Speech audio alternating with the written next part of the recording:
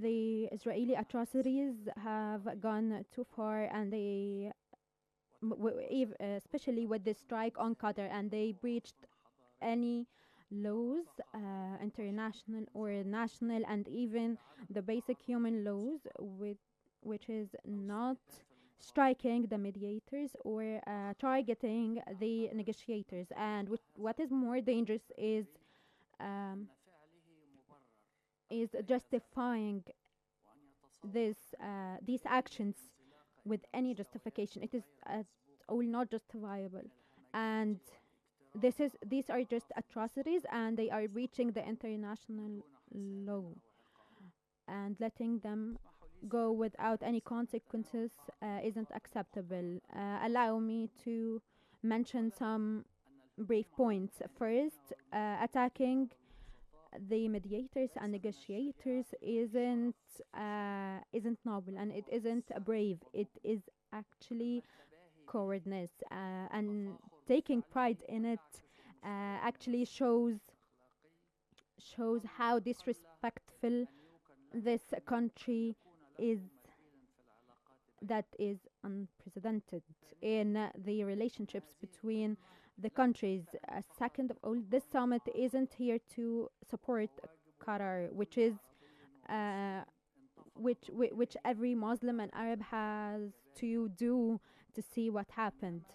This cowardly action, but this summit is also holds a message to the international community, a message that says enough with the silence, and not holding this country accountable that has fires and displaced, killed, and starved people without any consequences, and they are doing this for their own benefits and for their own sick beliefs. They want to take us back to the law of jungle, and staying silent is actually a crime in itself, and silence with the breaching the law, it messes with the whole uh, the silence with what's happening in Gaza for 2 whole years has led the leaders in Israel that they can do whatever they want, and that they can get away with anything, and so they kept on destroying a country after country, and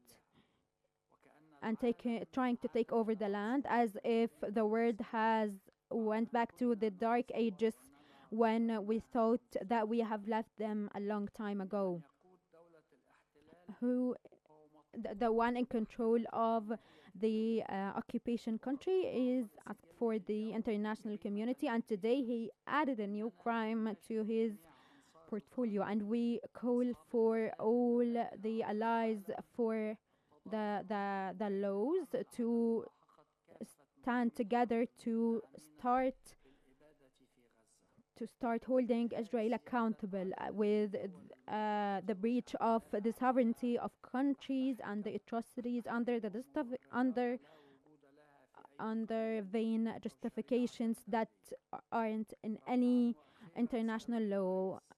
Last, allow me, President, allow me to send a message to the Israeli people. What your government is doing under your name will not be forgotten, and the crimes will not be forgotten. Killing 63,000 and starving the Palestinian people and displacing them will not be forgotten. And this is the last strike on a country that has tried to mediate to reach a ceasefire and to save people from being killed. Even the Israeli detainees, this strike will also not be forgotten. So what the Israeli government does under your name destroys any way to coexist peacefully in the future, and puts the next generation in a very dark future led by violence. Thank you, Mr. President.